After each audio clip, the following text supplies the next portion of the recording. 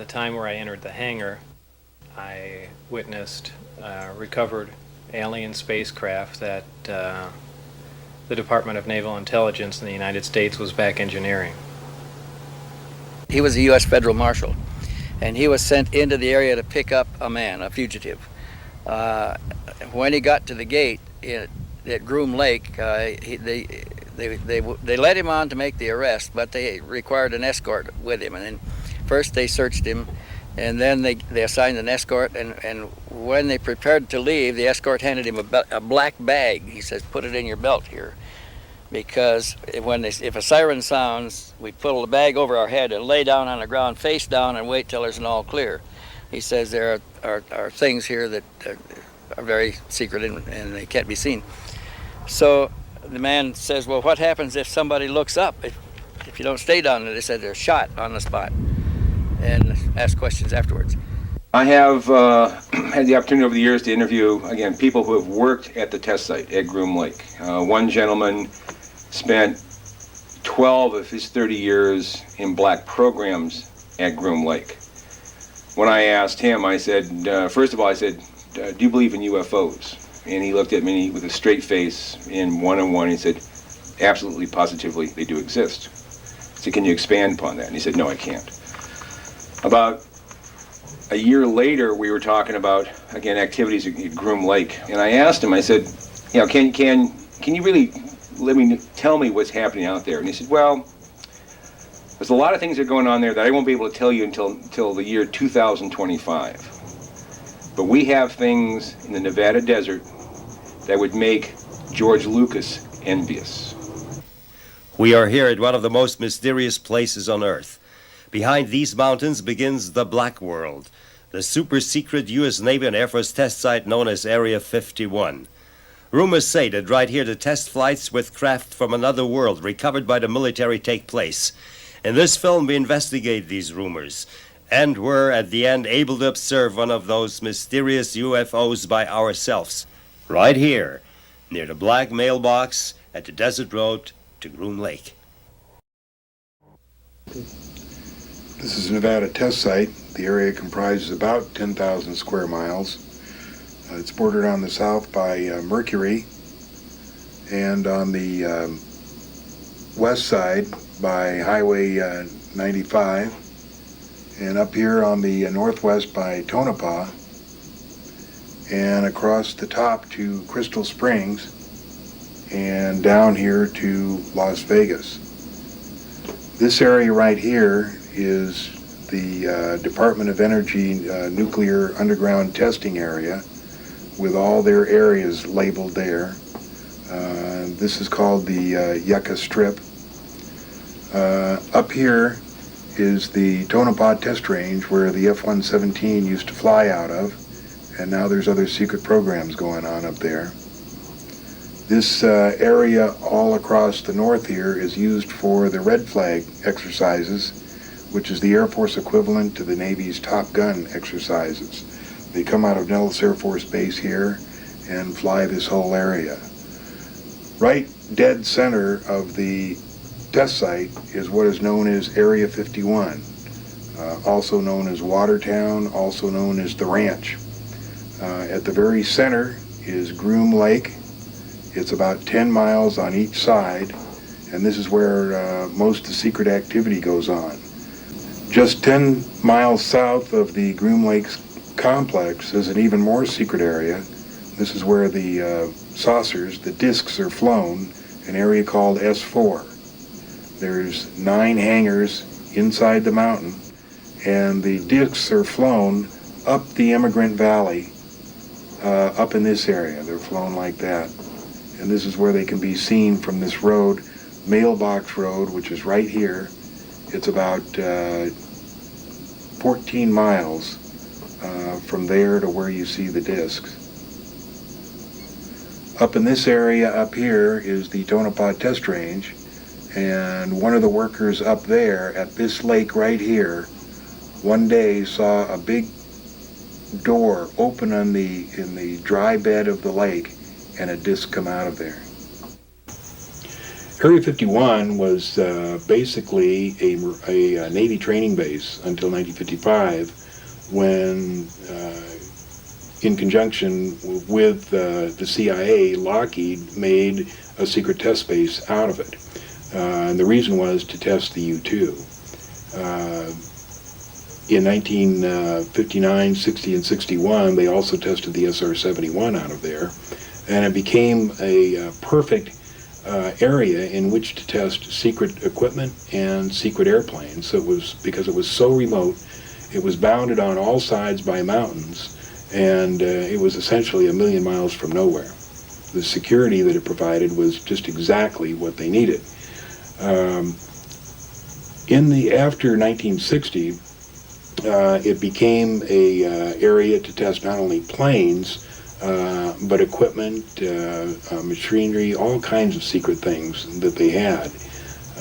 In 1972, there is, according to my research, a complete blackout of detailed information, records, what have you, for a period of 18 months. Nobody knows what happens between the summer of '82 and I think it was summer of '72 and January of '74. There's absolutely no records. I talk to security guards. They don't know what happened there. I don't know what happened there. I don't really have any suspicions because the flying saucer program Project Red Light began, it's my information, in earnest at Groom Lake in 1960. They did attempt to fly one or two of the craft. There was a major accident, and the testing operations shut down for a number of years. The testing operations began in earnest again, I believe, in 1980, 81, 82, around that area. And the reason I say that is because the security increased drastically during that period. And I believe that just south of Groom Lake, which is in the northeast corner of the Nevada test site, is a place called Papoose Lake. It's a dry lake. There's a secret area there called S4, and I believe that that's where they test the saucers out of. My sources are varied, but the primary source being Bob Lazar, who worked on one of the 9 saucers that were stored there. Colonel Stevens, you investigated rumors about the top secret flying saucer investigation project in Area 51. Yes, the rumors became a little more real to me in about 1978 when I discovered my first participant in the changeover of that base to a very special facility where they took up the runway and laid in underground facilities and special laboratories, and then relayed it and reconstructed the base to make it look just like it did before. The material that is now stored at Area 51, I believe, came from the Roswell crash in 1947, a crash at Aztec, New Mexico in 1948, and another crash down along the Mexican border in about 1949 or 50. The residue was first taken to Los Alamos and to other areas in New Mexico under the control of the Atomic Energy Commission, also super secret facilities. They were smaller, and I believe that the real facility was constructed at Area 51 when they changed over Groom Field to, it was a field on a dry lake bed, when they changed it over to become a special research facility. And I believe they transported the material that had been collected and held elsewhere to Area 51 about that time, at least much of it, for the research projects. Now that changeover began in about 1948, 47 or 48, probably early 48, when they modified the field, changed over the building and the facilities and put in a habitat where they could control an atmosphere for extraterrestrial guests, is my supposition now. And they also put in laboratories for research. And it's been worked and expanded almost since that time. You got confirmation from the military, didn't you? Yes, one in particular comes to mind. Now, he's not in the military, but he ran several large military research programs here in Nevada. Very top-level programs, the highest classification. This is a person from a very prominent Nevada family, well known, it's provable where he worked and the kinds of things that he did.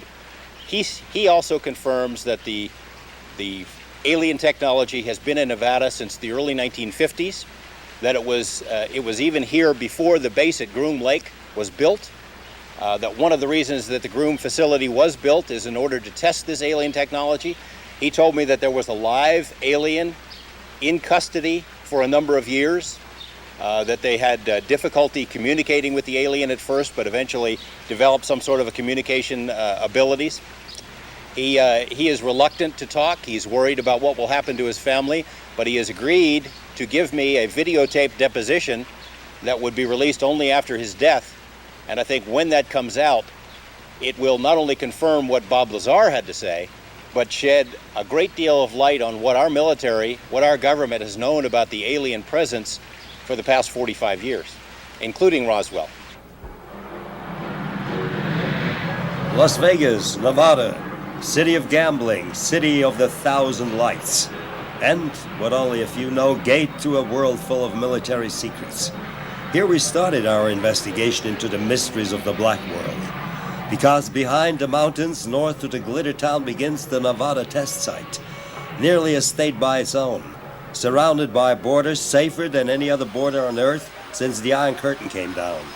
Nuclear weapons are tested here, the stealth fighter was hidden here, and much more exotic planes are flown today.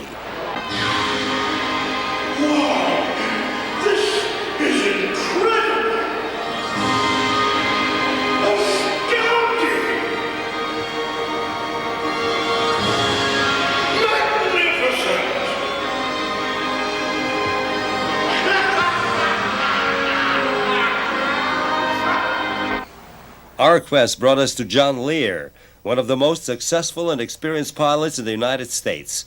The son of the legendary airplane designer William P. Lear has flown in over 16,000 hours, more than 160 different types of aircraft in over 50 different countries, holds 17 world speed records, and is the only pilot ever to hold every airman certificate issued by the Federal Aviation Administration. Since the Vietnam War, he has flown missions worldwide for the CIA and other government agencies, as well as many different experimental planes for the Navy and Air Force. Other insiders have told Lear about the secret UFO test flights in Area 51. But in 1988, these rumors became reality for him after he met a young nuclear physicist, Robert Lazar. In the summer of 1988, I was having this house appraised.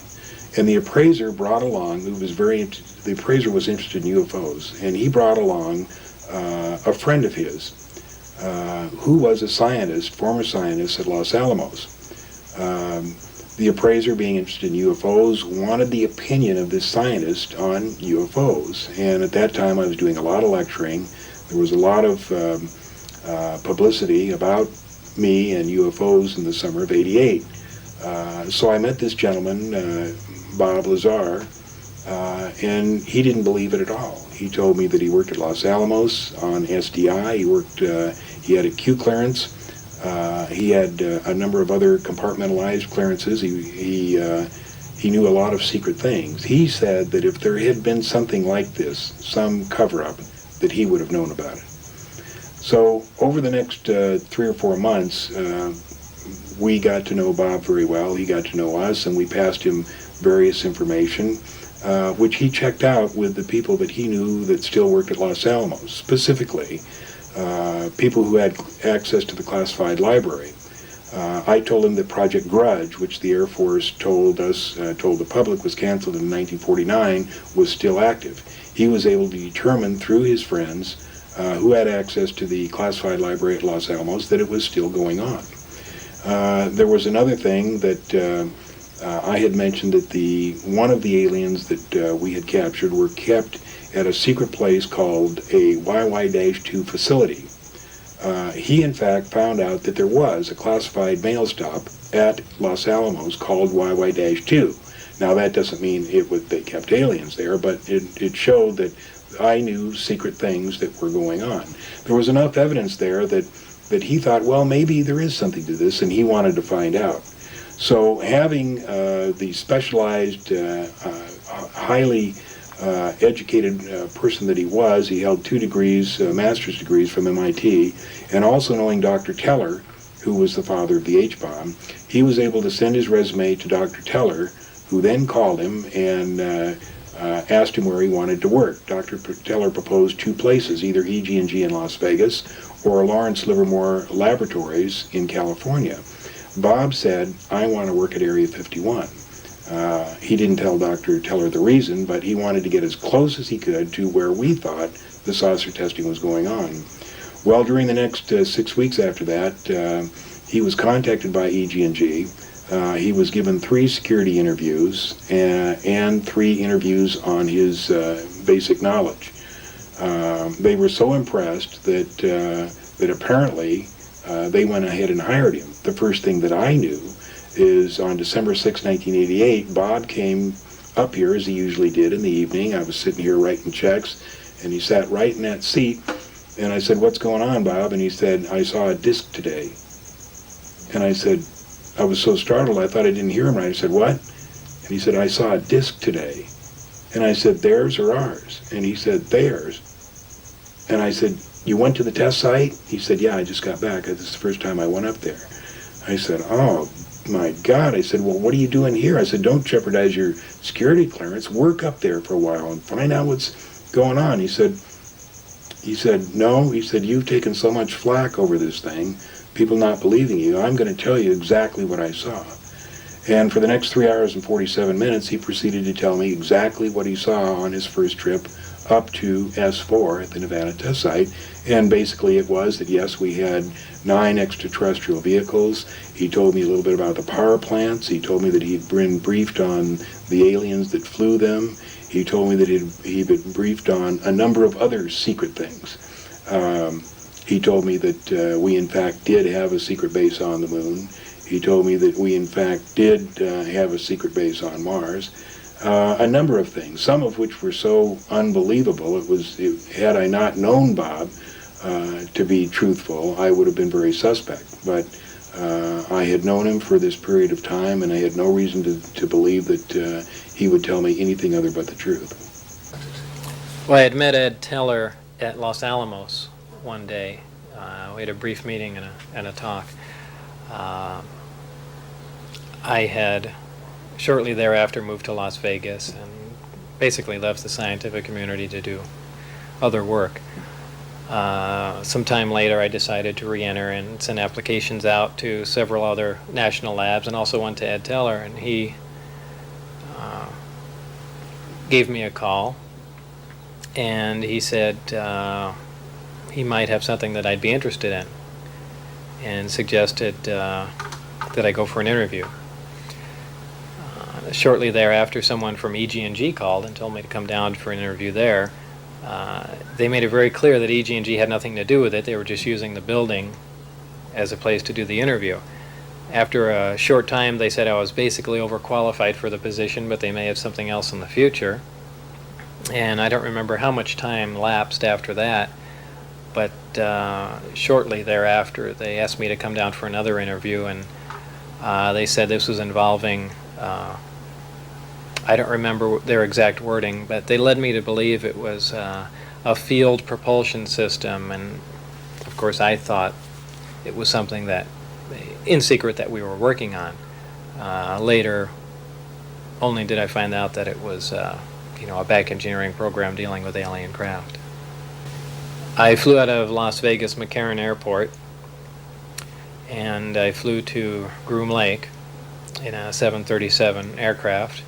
We land at Groom Lake, and there's a bus there that drives about 15 miles south, approximately. I'm really not sure exactly how far, down to a smaller dry lake bed known as Papoose Lake. And right up against the side of the mountain is the S4 installation. And what happened to you first when you entered it? How did they receive you? It was very military-like. It was certainly not a scientific atmosphere. Very high security. Everywhere you walked, you had to have an escort, an armed escort, even into the bathroom. All doors lock and open with your badge, and It was a very oppressive atmosphere. How many times did you spend on this atmosphere before you saw the craft for the first time? I believe I was only there 2 or 3 days, probably 2 days before I saw the craft. Time, how they are stored, what your impression was, and your feelings when you saw it. Well, my feelings, it was very,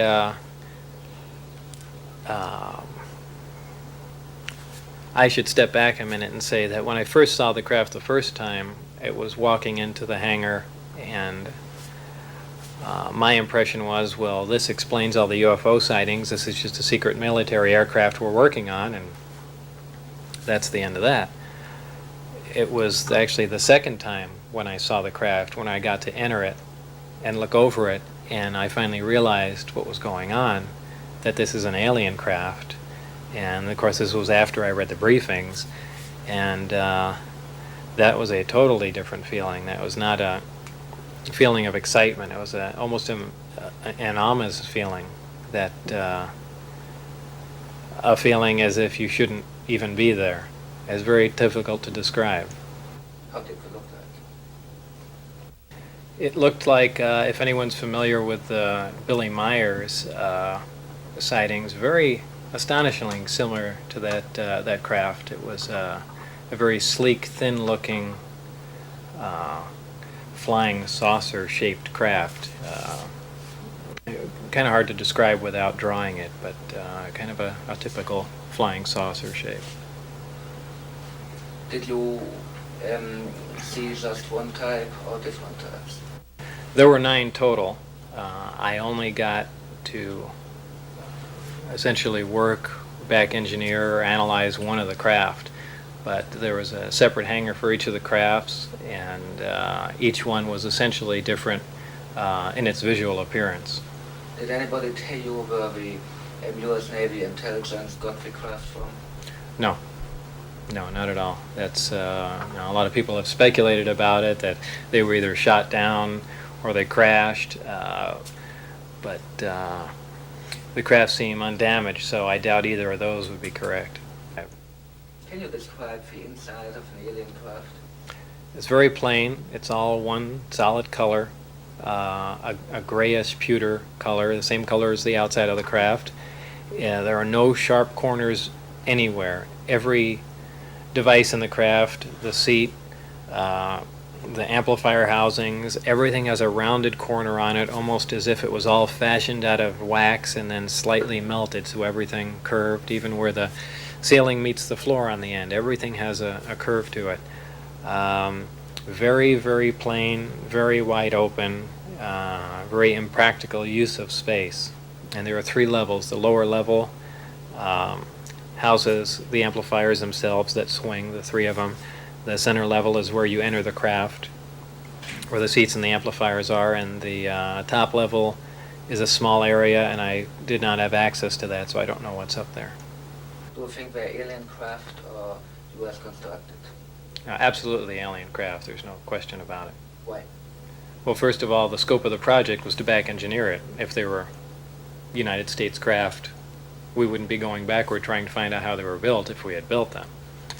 Second of all, the size of the equipment inside, the size of the seats, the materials that were in use, completely alien to us, pardon the pun, and the fuel, element 115, essentially non-existent.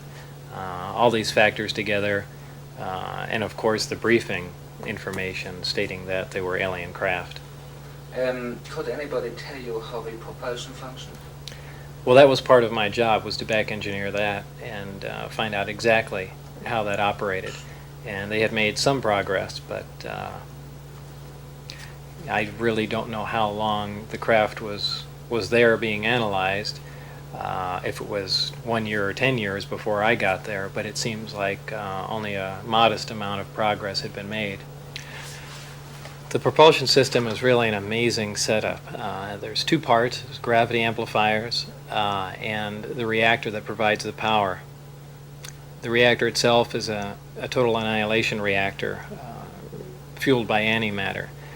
Total annihilation is essentially the most efficient nuclear reaction that takes place of the three, fission, fusion, and annihilation.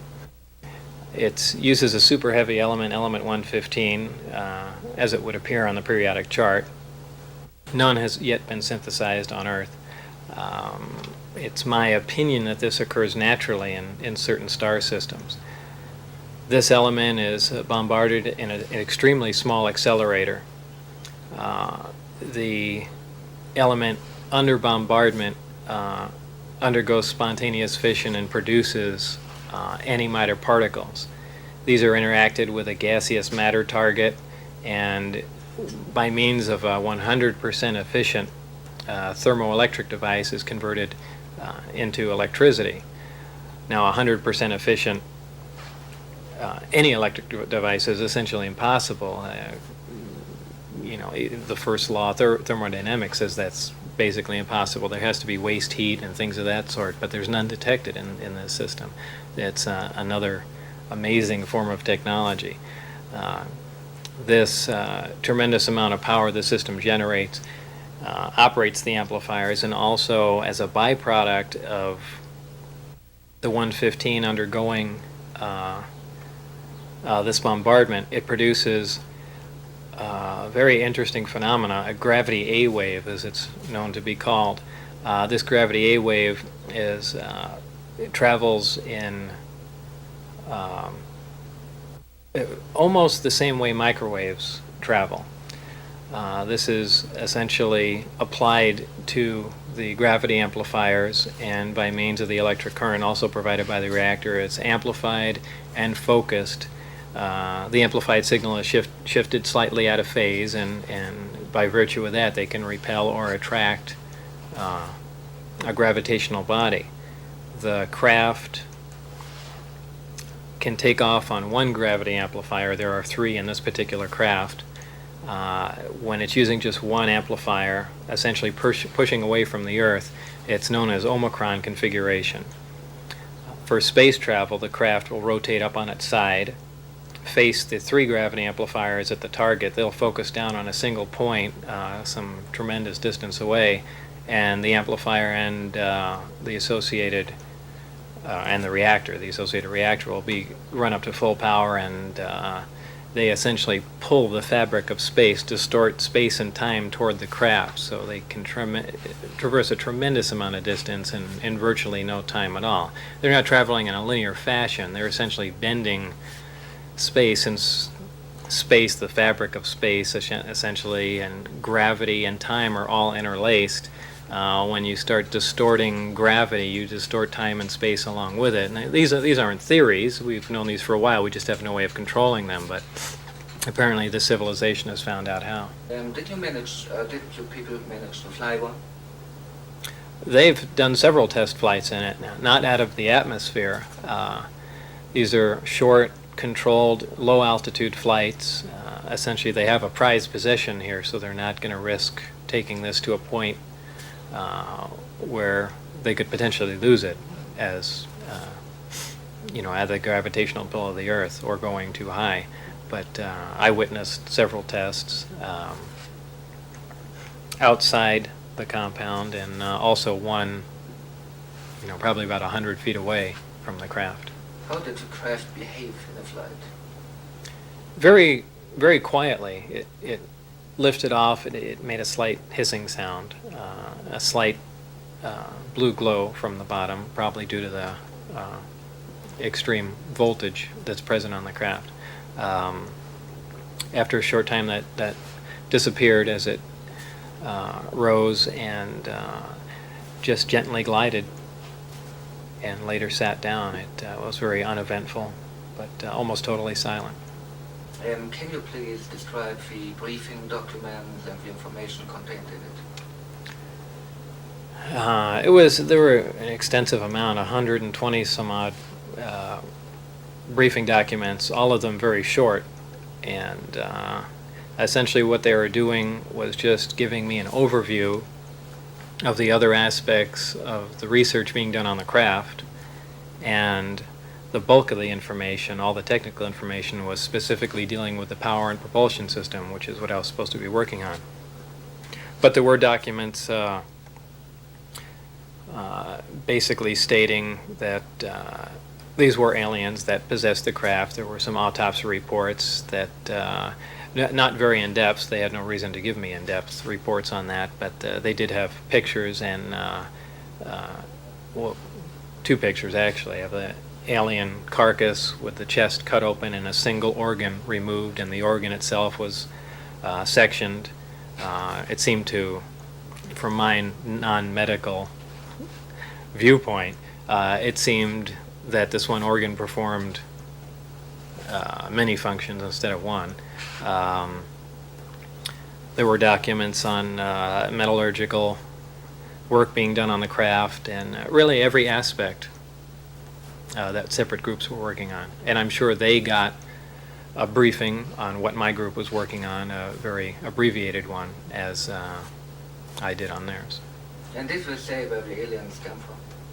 Yeah, it did mention the Zeta Reticuli system, and how that information was extracted from the craft, I don't know. Maybe there were star charts or something along those lines. Did they contain any information about the history of mankind, the alien involvement in the history of mankind? Not really. Nothing that said, well, this is the way things were. There was mention of alien intervention in the past. I mean, extremely long ago. Something along the lines of millions of years ago. For the information that I looked at, it seemed that, and there again, these are briefing documents, so I can't myself ascertain whether or not these are true. I can only assume it because the briefing documents I read that pertain to the propulsion system were true because I dealt with that. But they did make reference to contact with the Earth over 10,000 years ago, also with genetic alterations that ended in a simian being, and all kinds of claims. Did you ever meet an alien or some alien body? Other than in pictures, no. I've mentioned several times that I'd walk through an area and looked in a small window and saw something small there, but I really can't say that was an alien body. A lot of people jump on that and say, yeah, you must have seen an alien, but there's just as much chance that they were trying to figure out the size difference and how the seats fit a body, and they had made up a small mannequin or something. I didn't see anything moving around alive. So I always say no, I have never seen a living alien. Why do you think you were chosen for the job? That's very difficult to say. I really don't know. I'm certainly not the most qualified as far as physics goes.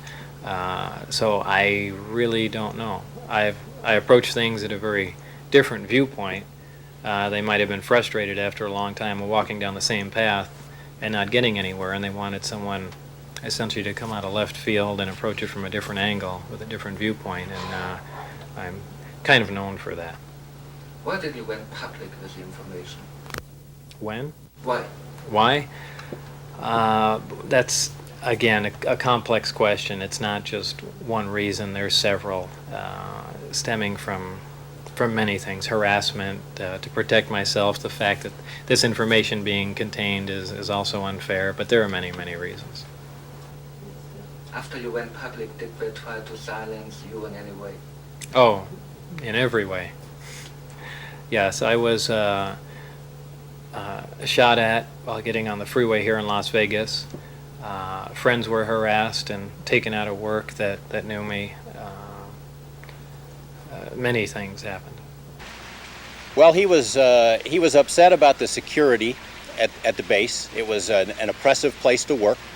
He was upset that they didn't have better scientists and a more open kind of research that would allow them to finally get to the bottom of how this alien technology worked. He thought that information should be shared with the entire world in order to benefit the entire world. At the same time, he was going through some personal crises that led to him sharing some of this information with some people that he knew. Once he got caught, he was worried about his safety, They put guns to his head. They told him he was in a heck of a lot of trouble. And I think the reason he was willing to talk to me, at least what he told me in the beginning, was he was trying to save his hide. He figured by going public that they wouldn't dare do something to him. It seems to me that for several months there, after he was talking to me, there were serious attempts to intimidate him, to keep him quiet, but he had the courage to pursue it. And I think he made the right decision, because I'm not sure that he would be alive today if he had not spoken to the television camera. Michael, I was in Las Vegas television for 10 years. I worked stories about political corruption, organized crime, illegal drugs. I've never done a story anything like this. When I first met Bob Lazar, I was only tangentially interested in the UFO material. I had done some talk shows about it. I knew the public was interested in it, but I didn't know if I was going to be able to do the story about Area 51. Stories about Area 51 and possible alien technology there had been floating around for as long as I had lived in Las Vegas, but there had never been any thorough investigation, primarily because no one who had inside knowledge of the program had ever been willing to talk about it publicly until Bob Lazar. When I met Bob, I had a meeting with him and my news director. We asked him a lot of questions. We asked him the basics of his story. It obviously has a fantastic story, but we decided to go forward with it because Bob himself seemed so credible.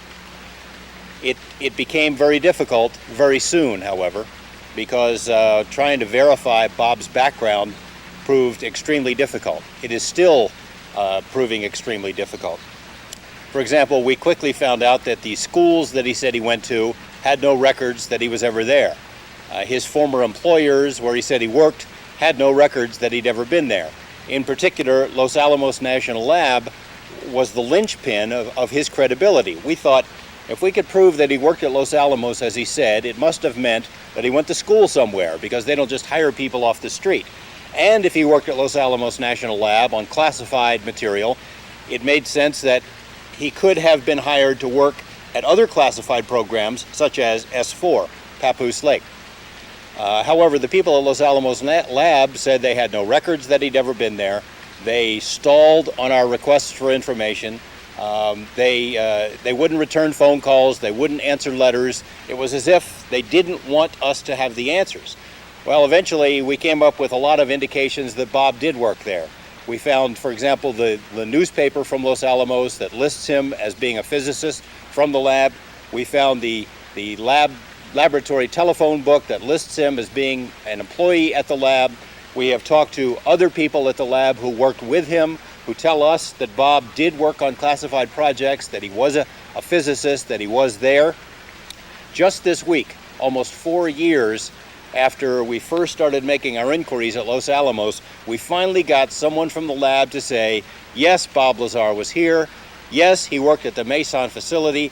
Yes, that facility did some classified work. It's taken a long time, but now we know that Bob was there. We know he had a security clearance, but we still know that there are a lot of the records that we're searching have not been produced for us. We don't know why. What convinced you most that Bob Lazar told you the truth? Well, I'm not 100% sure about everything that he says, because as journalists, we have to be somewhat skeptical.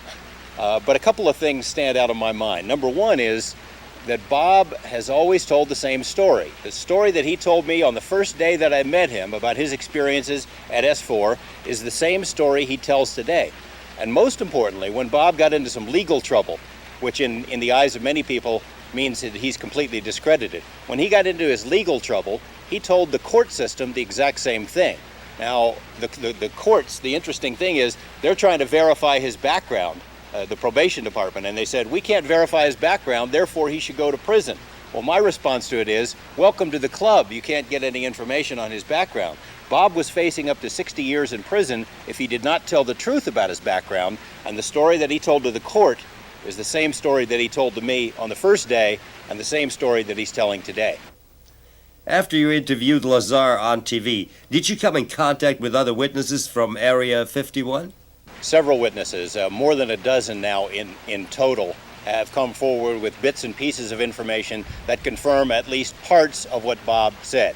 No one has come forward with the kind of broad knowledge that he claimed, but what I have learned from these other people tends to confirm that what Bob is saying is true. The problem is that none of them have been willing to talk publicly. They will give me bits and pieces of information privately, but I'm restricted from using their names. And there's some very good reasons for that. There's been an obvious attempt to intimidate these witnesses into keeping their mouths shut. But 3 examples come to mind. One is a former electrical engineer who worked in the television business, who moved from Las Vegas and whom I worked with, moved to another city. He had told me by phone that he had seen a disc under a tarp in a building at Groom Lake. Well, I tried to arrange to do an interview, long-distance interview, with a camera crew in the city where he lives. He agreed to do it as long as I blacked out his face. He comes out the morning after he makes the agreement to give me this interview. There's a car sitting in front of his house, 2 men in suits speaking into a radio. He's not giving it much of a thought, but they followed him to work. When he gets out of work, they followed him home. No interview. He was scared. There's a woman who works in the court system here in Las Vegas in a very responsible position, who formerly worked for a major defense contractor here in Nevada. She had sat in on meetings where she said the discussion between her employer and military officials was about wreckage from Roswell, which had been taken to Area 51, alien wreckage. She had agreed to give me this information in a private meeting that we were going to have, but the day that the meeting was supposed to happen, she didn't show up, and I found out later she'd been visited by her former employers, and they had told her she's still under oath, she could be prosecuted, but what's more, her employers hinted that harm could come to this woman or her family if she talked to me. They said, "We know you do a lot of traveling. We'd hate for accidents to happen to you or your family." So she will still not talk to me now 3 years later. There was a third example, this man who performed the tax returns of persons who worked at Area 51. He had called me up on the phone at the TV station and told me he would meet and give me this information.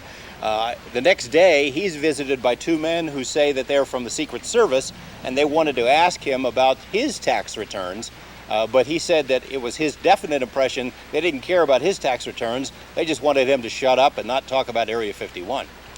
So there are a lot of people like that who have information, who could confirm Bob Lazar's story if they had the courage to come forward. I can't really blame them for not coming forward because our government or elements of our government or representatives of our government seem to use intimidation and fear tactics to keep these people quiet. The only evidence that we got is we were able to steal or otherwise obtain a piece of the fuel that powers the saucers. It was element 115. It's a stable element, and we did several experiments with this. We also videotaped these experiments. The experiment was to prove the high gravitational attraction, the heaviness of the element, and other things.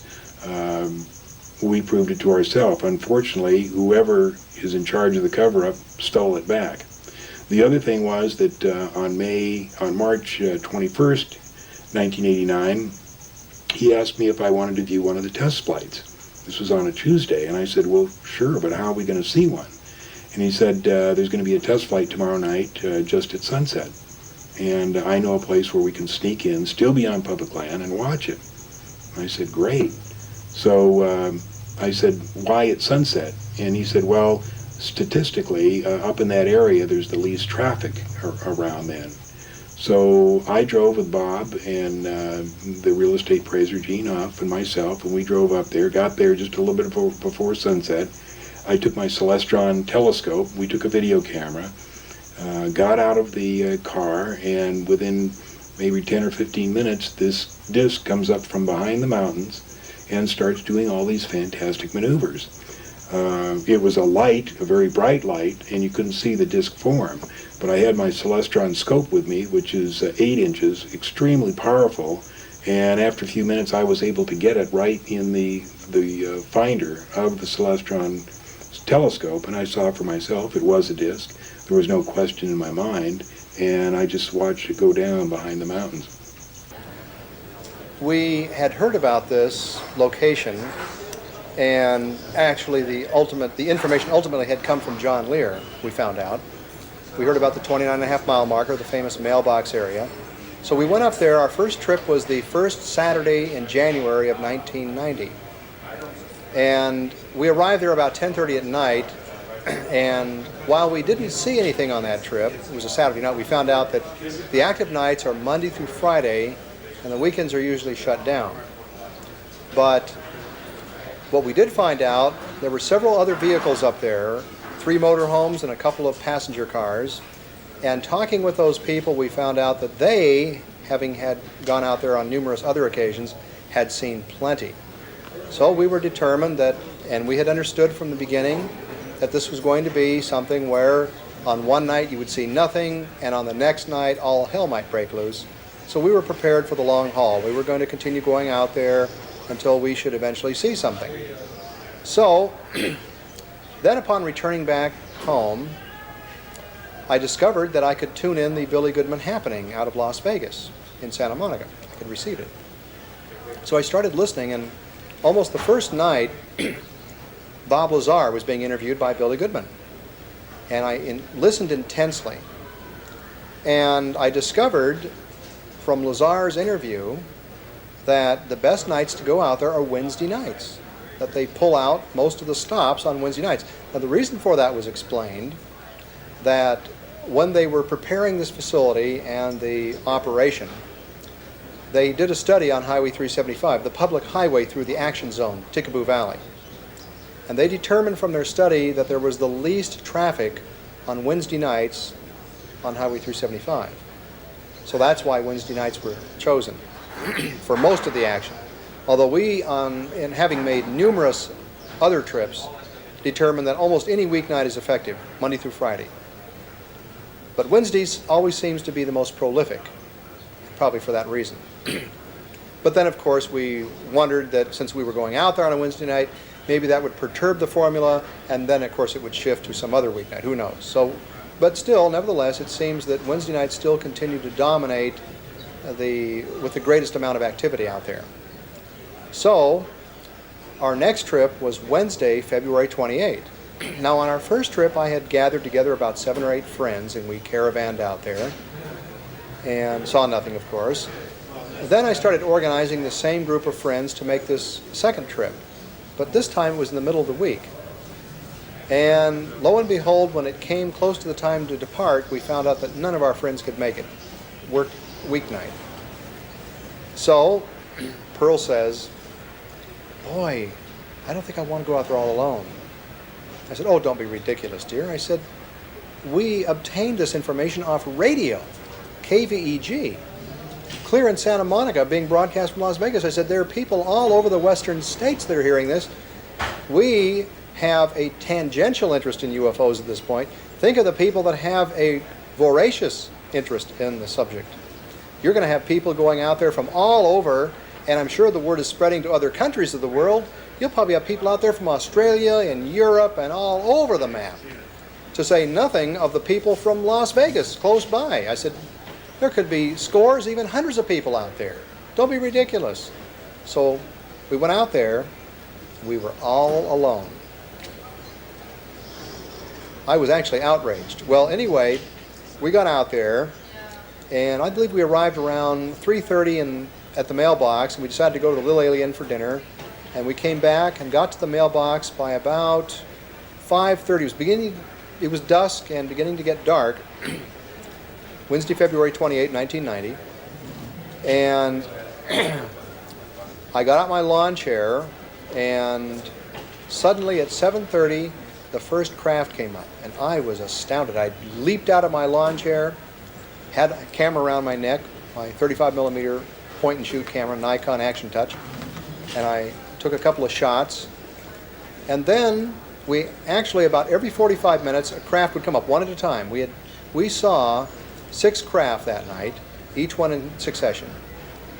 And it was craft number about 2 or 3 that was the most dramatic. That is, it was the one that came the closest, and I took a photograph of it. What we actually saw, Michael, was a craft that was ellipsoidal in shape. It was pulsating brightly, and while we couldn't see the outline of the craft, the strict outline, we saw this very brightly pulsating ellipsoid.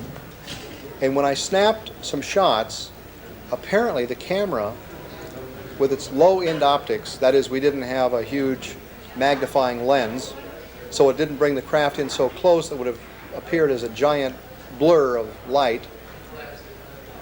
So, plus, it must have caught the craft in a trough of its pulse, because the photograph captured the craft beautifully. That is the outline of it. So it was just a fluke of being at the right place at the right time and having the right optical setup. Going to Groom Lake, Area 51. What happened to you on this night? Well, on that night, February the 21st, 1990, I accompanied a crew from Nippon Television Network to witness a test flight of an object over Groom Lake, which is known as Area 51. We arrived at the site around just after sundown because, according to the information given to us on that same day when we visited Mr. Lazar at his residence, he said that if you go there after sundown and stand near the mailbox area of Highway 375, looking south towards Groom Mountains and also to the Jumble Hills, you will see test flight of these objects. And lo and behold, when we arrived at the scene, exactly around 6:45 or so, we suddenly started seeing an orangish, yellowish light suddenly appear on top of Jumbled Hills, making a motion to the right for about 15 seconds or so. Next, exactly at 8:15 p.m., we had another sighting of the same object that suddenly appeared on top of Jumbled Hills, came up above the hills, and made its appearance, went slightly to the right side, and at that juncture in time, it made a sudden descension and a back turn, which I estimated to be possibly about 5,000 feet sudden descension, a back turn descension. And I had never seen anything like that in my life ever.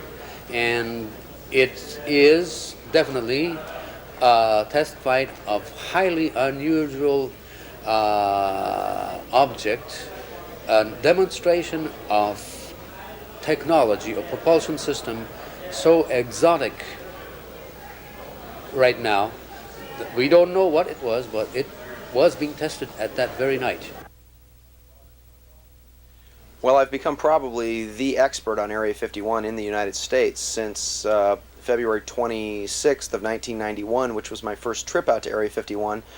On that trip, I got as close as I have ever gotten to a flying saucer. It was the first time I'd ever seen a UFO, actually. I was traveling in a car with my friend down the road, and a very large object flashed over the car and then began to float probably about a mile away from us in the open desert. We got out of the car, ran towards the object, and got within a few hundred yards of a large disc-shaped object about 40 feet in diameter that looked like a saucer with a teacup on the top of it. It glowed a brilliant reddish-orange color and then glowed a real bright yellow color. On one occasion, we thought that the object was actually going to explode because it glowed so brilliantly. It would shoot up to about 200 feet in the air, make a falling leaf motion back and forth, and then go back down onto the ground. This object was amazing. I was so excited because I've never seen anything before like this ever in my life. We got our faces burned. We had a mild case of radiation poisoning after that. We had fevers for 3 or 4 days of about 102, 103 degrees, which we felt was radiation poisoning. And since then, I've been out to the Area 51 area probably some 40, 50 times or so, and have taken quite literally hundreds of people out there. We had gone to a place called Rachel, where there was supposed to have been this gathering of people, one of which I had heard on the radio in Los Angeles, and that's what seems so intriguing. We passed this large group of people in the middle of nowhere out in the desert. There was a tour bus and probably 24 cars or so, just in the middle of nowhere, total darkness. We went on by them and went into Rachel. We stayed there for about 45 minutes, just listening to the conversation going on, and decided that the place to be was probably the group of people that we had passed about 15 miles back. We went there and sat and began watching like it seemed everyone else was doing, and then we had the first actual sighting. I looked up in the sky, and I thought there was a really bright star up there, and I said, John, is that star kind of moving?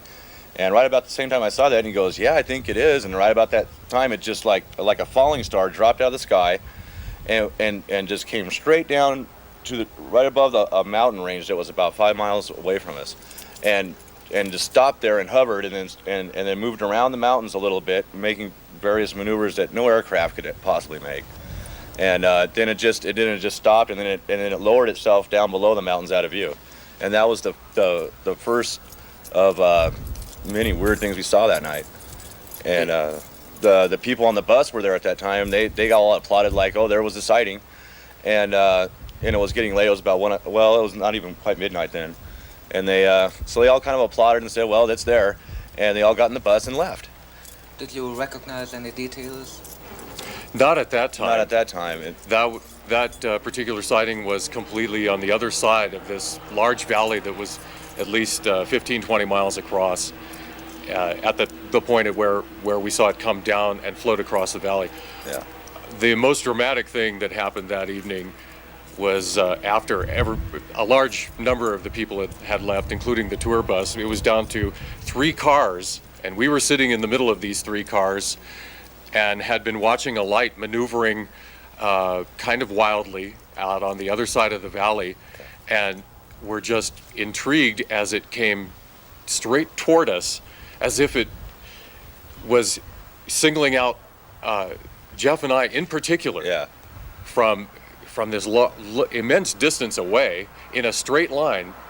And there was a car on the other side, on our right side, that had the dome light on, and they were making sandwiches. They didn't see this happen. Yeah, there was a car just totally on the left side. What was going on? They didn't see it happen. They had the seats down, and I think they were making out. Yeah. And we were absolutely stunned.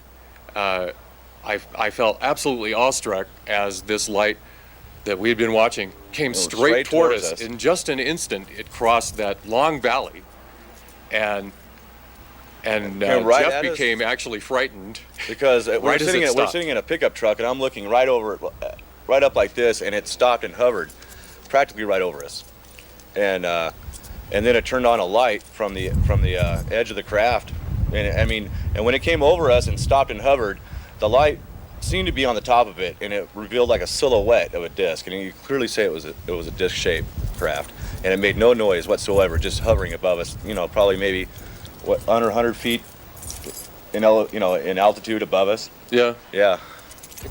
And it stayed there and hovered for a few seconds more, and that's when I was starting to get worried, that something else is going to happen now that they've checked us out.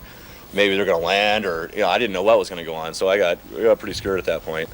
And right about the same time I got scared, the thing just zoomed back over the mountains, and you're talking about like, what was it, 10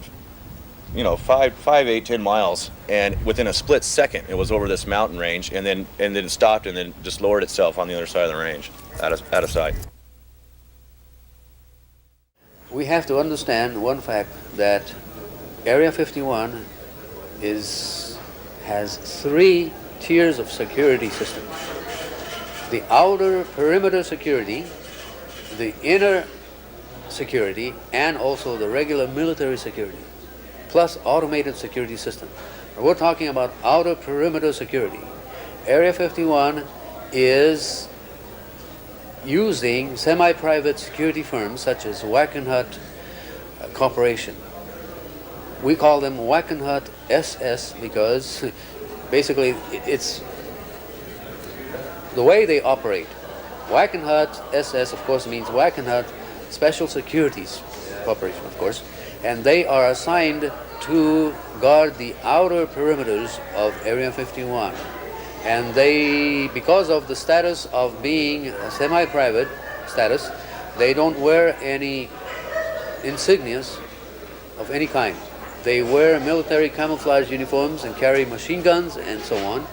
They ride unmarked four-wheel blazer type vehicles, and they harass citizens who even dare to drive on any of these dirt roads south of the Highway 375. We have every right to be driving on these public lands as long as we don't cross the warning sign area. We were harassed by dangerously maneuvering helicopter over public land on May 16th, 1991.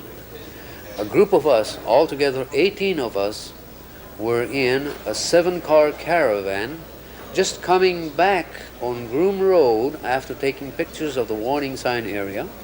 We were coming back to Highway 375, but suddenly we heard a thunderous sound overhead, as if a railroad was passing over our cars.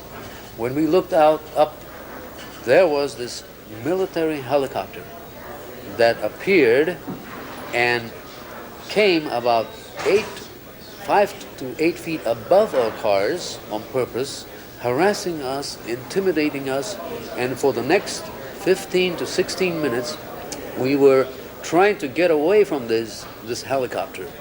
We were frantically trying to drive and go away from this area, and we were buzzed by this helicopter continuously for 15 minutes.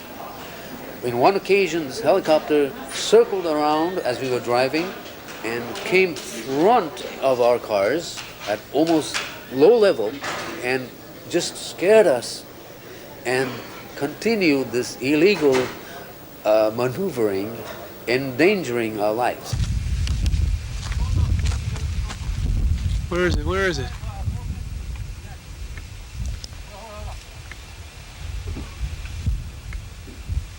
There it is.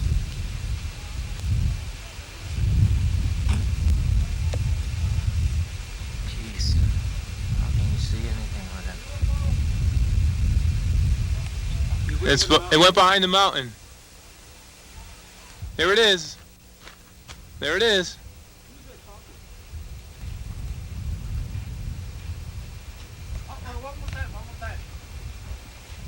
Okay.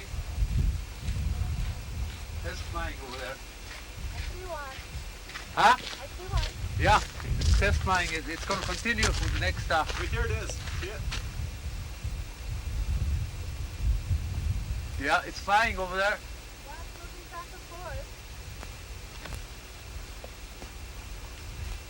Take a look at here. Yeah, take a look at it. It's the light. See, when I see it darker out. Hovering over there. I had to put the gain on just to see it.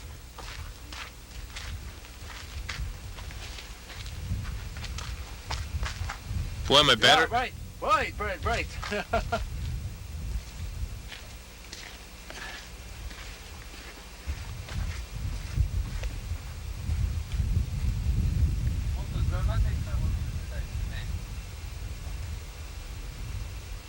Fortunately, this isn't doing me any good. Yeah.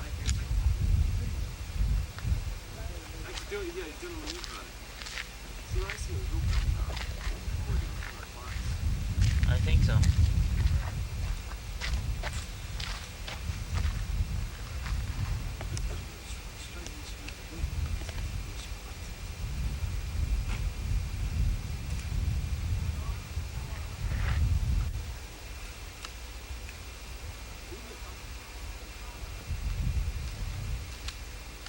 Who's that, Gary?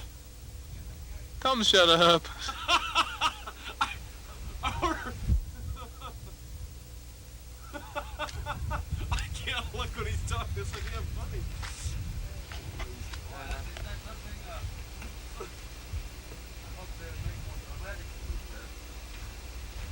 You seen it doing zigzags before? Yeah, it's flying all right. The UFO, which yet was filmed by the Japanese television crew that night, was analyzed by Nippon Television with the help of latest state-of-the-art computers. The result? It's definitely no conventional aircraft. 日立取材班が撮影した飛行物体もコンピューター解析してみた。エリア51に現れた例の光る物体は、その明るさの度合いを細かな色に分けて表示するとこのような姿になる。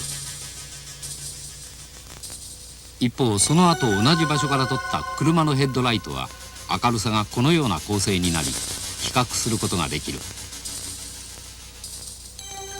これはその光の明るさが時間によってどのように変化するかを大きさで示したもので、ヘッドライトの場合かなり変化するものということがわかる。一方エリア51で撮られた光る物体は常に同じ大きさで明るさが変わらない。やはり普通の物体とは全く違うものなのではないだろうか。But also around Las Vegas, unknown flying objects are regularly observed.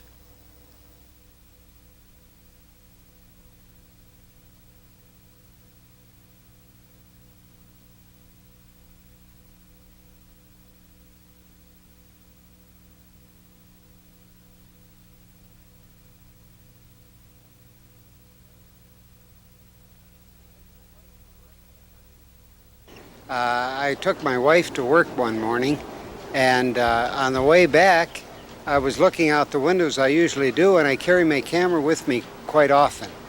And I saw this anomaly, this UFO in the sky, and so I stopped my car and pulled out and took some footage of it, which is what you're looking at now, I guess.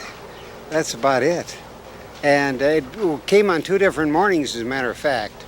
So on 2 different mornings, I took pictures of it.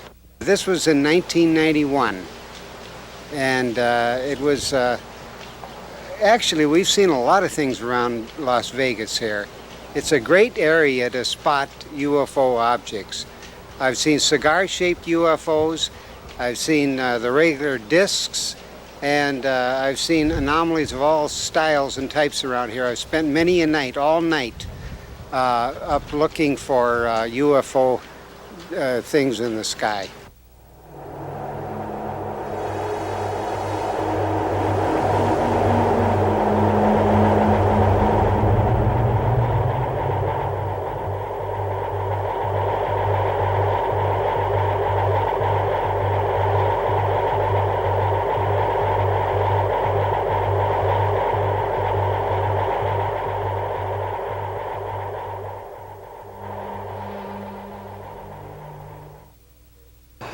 One morning when I woke up, I was drawing the curtains of the window, and it was a cloudy day, but clear.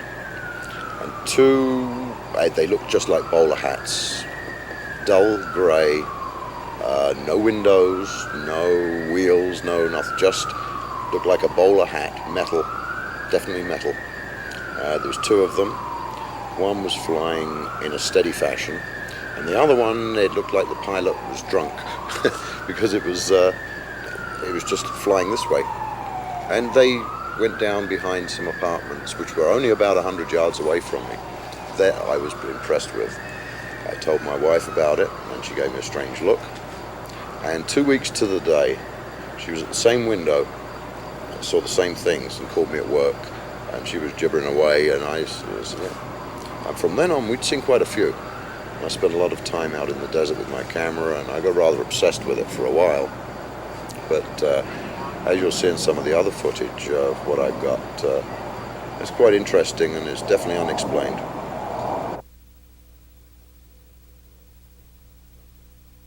It happened when I was at work.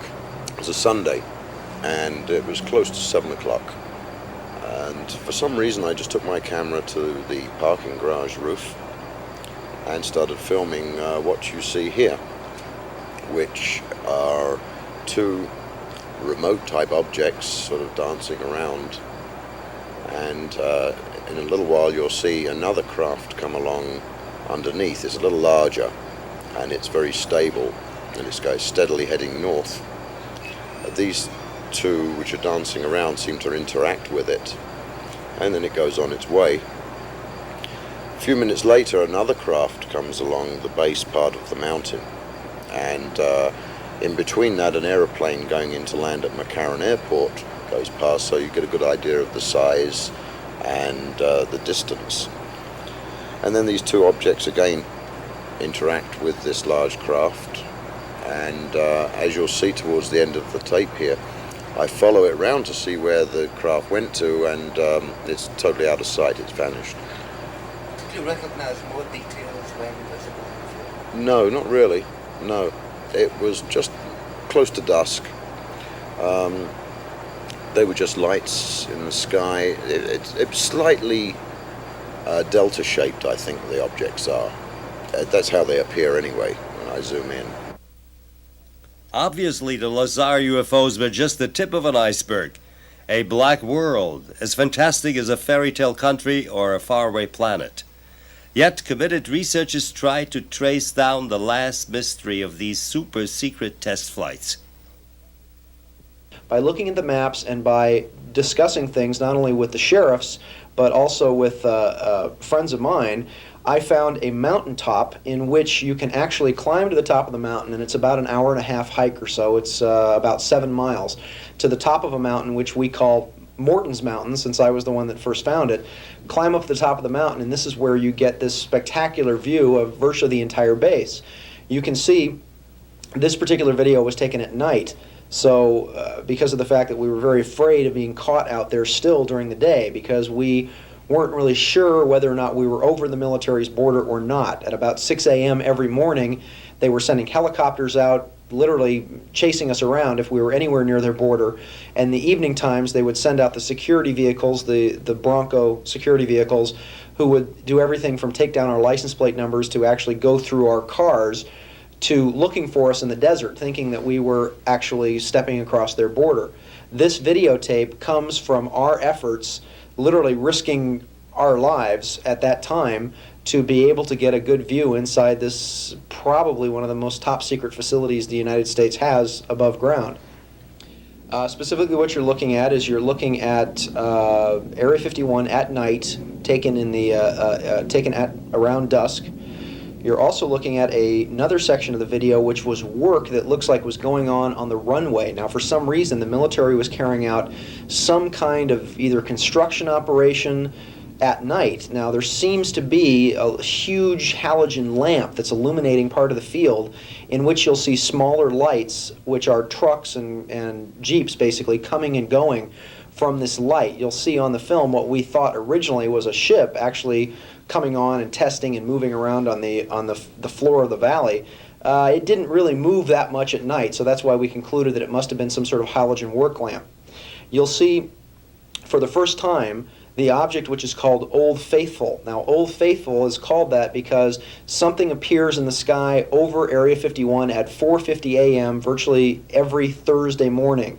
Now many times this object is preceded by what in California have become known as skyquakes. There is a very large object which we've witnessed out there between 700 and 800 feet long, and this object literally comes in from space, traveling anywhere between Mach 10 and about Mach 18, flies over Catalina Island, over Southern California, and then lands at Area 51.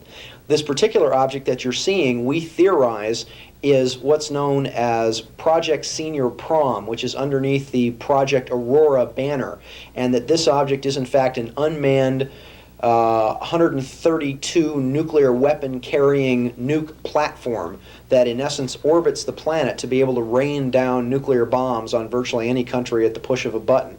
This object, as it's landing, you'll see it appear in the sky, very dramatic footage of the first time anything has ever been shot actually physically landing at 51.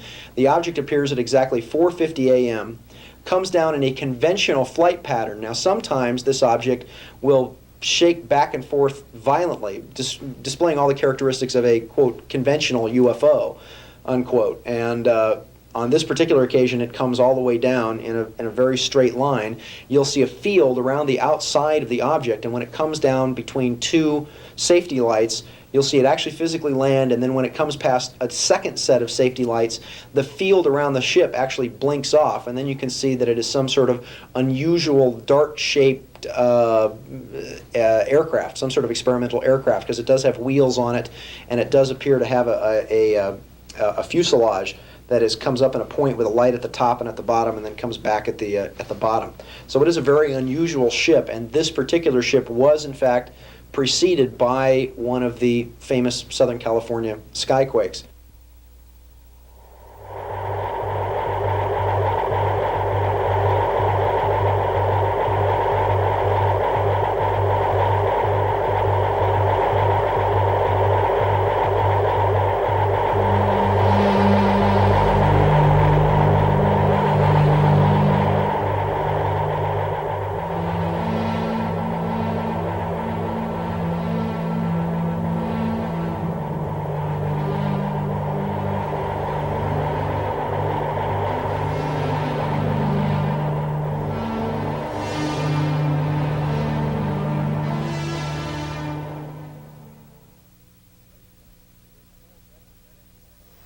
Rachel is a small desert nest at the Highway 375, which passes the Black World.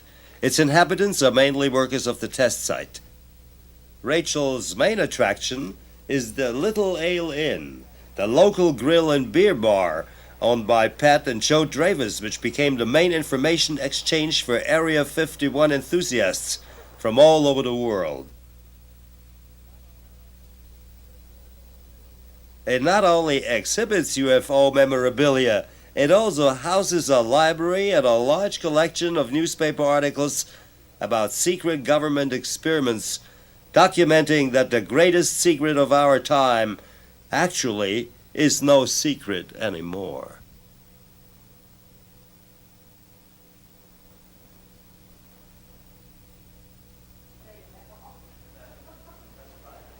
Aviation expert and writer Jim Goodall was one of the first to lift the veil of silence.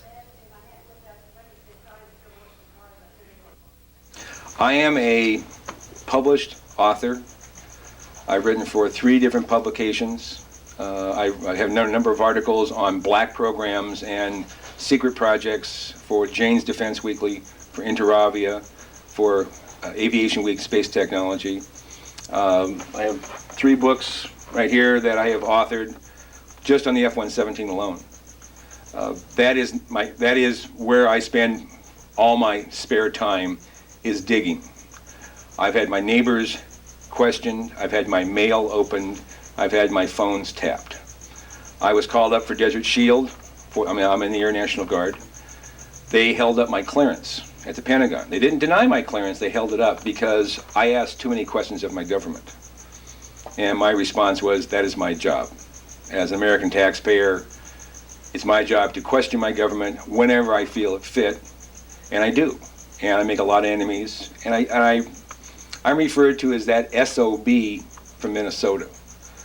I have quite a reputation in the Pentagon for being able to dig up information when no one else can. What's going on in Area 51 today, based on information from first-person interviews I've made over the last 6 or 7 years, there are at least 8 black programs flying out of Groom Lake, out of Area 51. That does not count the B-2 bomber, because it's not a black program. It does not count the F-117, which is virtually a white program today. There are at least 2 very, very high-speed aircraft that have been reported since 1982 is when we've heard the first reports of them. One of them is a small aircraft. It goes approximately Mach 4 to Mach 6. There's an aircraft that has been tracked out of the Bay Area TRACON in Oakland, California by the Federal Aviation Administration Center at least 8 times since 1986, flying in excess of 10,000 miles an hour going through controlled airspace. And a very, very large aircraft at that. Besides the 2 high-speed aircraft, there is a stealth or low observable electronic warfare aircraft. It's been referred to as Excalibur.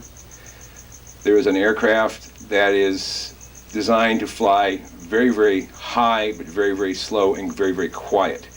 There's been some rumblings or reports that it's a flying triangle, much like the canceled McDonnell Douglas General Dynamics A-12. That was going to be an attack aircraft.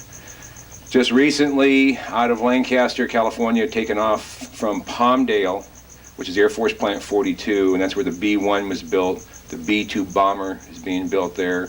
The F-117 is being serviced there, and the U-2 operations. There has been at least 3 sightings of triangular-shaped aircraft being launched out of that area. They made no noise, and just the people just happened to look up and see these things leaving the area at relatively low altitude. But again, no noise. Are there any unconventional technologies, propulsion technologies involved? Yes, I have had the opportunity over the years to interview, again, people who have worked at the test site at Groom Lake. One gentleman spent 12 of his 30 years in black programs at Groom Lake. When I asked him, I said, first of all, I said, do you believe in UFOs? And he looked at me with a straight face in one-on-one. He said, absolutely, positively, they do exist. I said, can you expand upon that? And he said, no, I can't.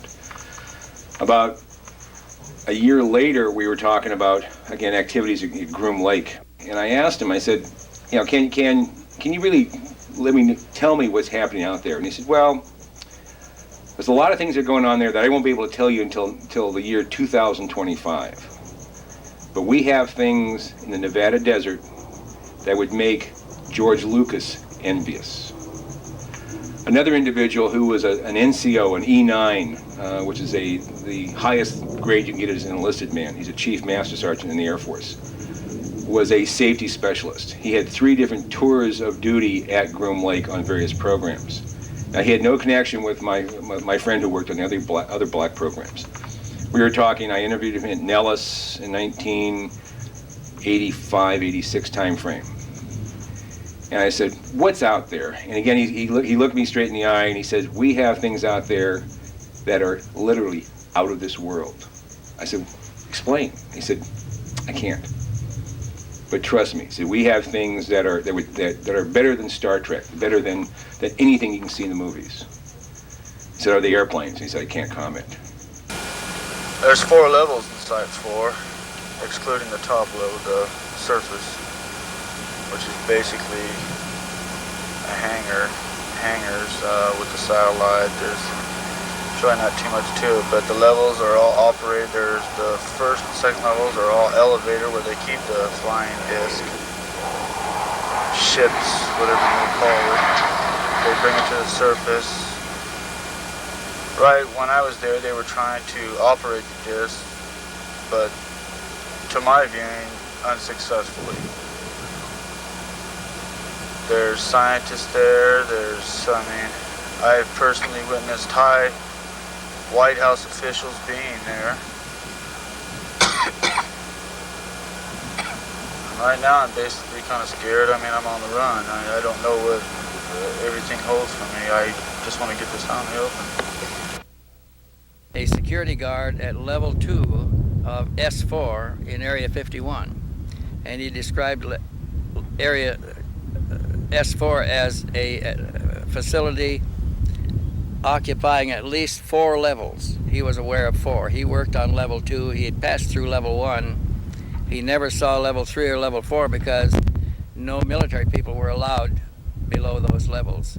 Only people with very specific clearances could go to level 3 and level 4. He described level 2 in considerable detail to us, and he said level 2 consisted of 9 hangar bays, I guess you would call them, because they were the size, they would hold a small airplane. And there were circular disc-shaped craft in 7 of the 9 bays. He described the floor layout, he described the security posts, the guard positions, an area where bodies were stored in large glass cylinders. He described special equipment, he described the monitoring equipment, the security system to go down to levels 3 and 4.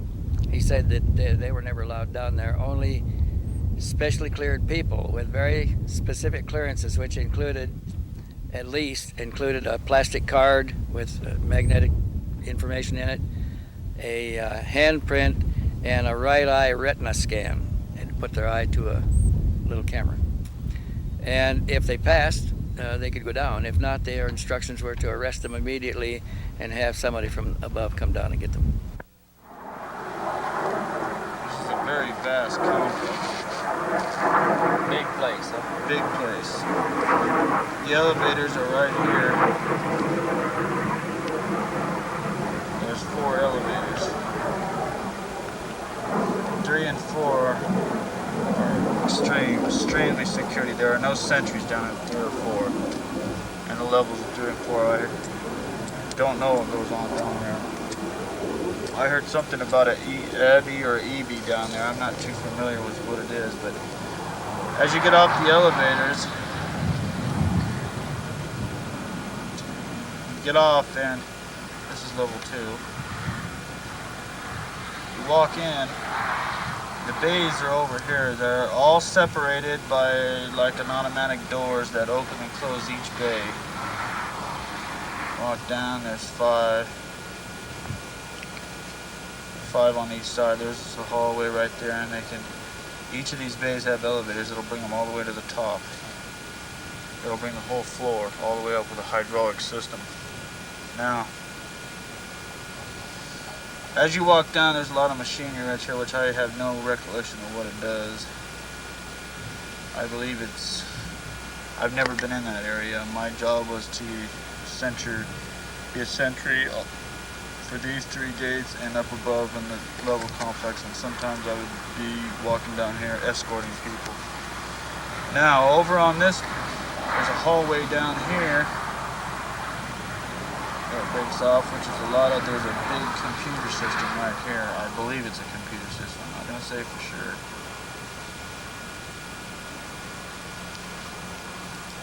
Right here is a level. There's 7 tubes.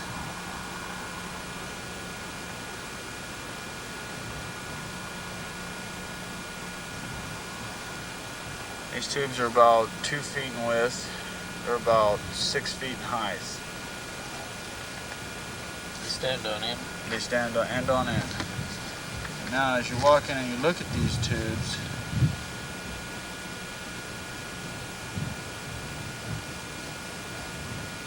I'm just going to go picture 1. They're all exactly the same, and the creatures inside are completely identical. There's absolutely no way that I can see of identifying each and every one of them individually. Now there's an aluminum part right here. I don't know if it's covering the genitals of them or not, but the rest is filled with the solution. There's a couple tanks right here. I don't know if they're oxygen. I don't know what they hold. There's no identifying marks on them whatsoever. There's absolutely no air in the tanks. It's all solution. And the grays are just in here, right here. They're suspended, so I imagine they're being clamped somehow, some way to hold them in this completely, where their feet is completely off the ground and stuff like that. And under here, there's about a 1-foot pedestal of black iron steel, like it's polished, but it looks like a black polished anodized iron. Now the things inside,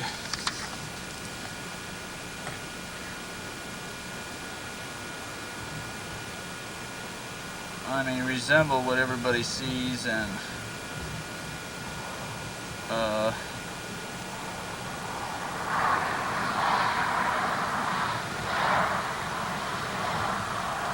the only thing that's different about them from what I see on all the pictures is the eyes appear to be have deteriorated, or they look like prunes. They're like your fingers get pruned. They're all shriveled up, and you can't see no eye sockets, and there's no visible eyelids or anything like that. They have a grayish, like a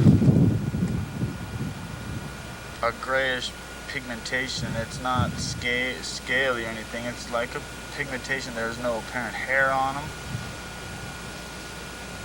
There's little holes, not really slits, but a little hole, maybe an ear cartilage. I don't know if you're hearing.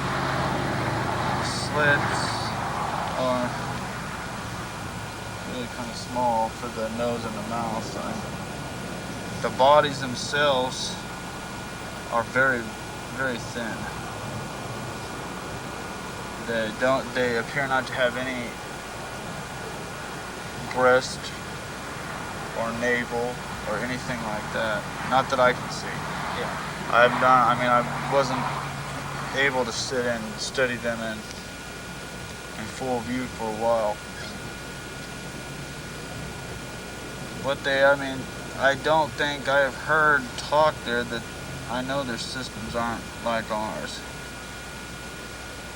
But they're very thin and they look very, very frail. What convinced you that Hennessy told you the truth? We only have looking him in the eye and talking to him. We've analyzed his voice during the narration. Doesn't show any signs of stress. We've heard rumors of some details inside from others that has never been released or published. So unless they were on the inside circle and knew what was being held back, most people would never know the information that he gave us. Most of the information that he gave us checked with other information we already had, and it has checked since with other information that we have acquired since the time we interviewed him. Mr. Morton, you came in contact with a sergeant who worked at Area 51. Yes, I was on an American television program called Mysteries from Beyond the Other Dominion, and at the end of the program they gave my telephone number. This gentleman contacted me through that telephone number and related to me that he was in fact a master sergeant at Area 51 for over 12 years, and that everything that had to be taken in and out of the base or transported from one place to another on the facility had to go across his desk. Of course, the man had a very high-level, top-secret clearance. He gave me his name, he gave me a military ID number, which I was able to check, and his military ID did in fact check out that he had worked at Nellis Air Force Base and had then worked at the Area 51 facility. He told me a number of very interesting things about how the facility was laid out, how many levels the facility had, how it was connected to other facilities, and he asked me a number of questions about things that he didn't really know about, just stuff that he had seen going across his desk, and was curious about how certain things work. So there was an exchange of information between he and I. It is unfortunate that he seems to have disappeared. He seems to have moved with no forwarding address. His telephone number no longer works. I was in contact with him for quite a period of time, and then the man simply vanished. Did he ever see alien spaceship or alien bodies?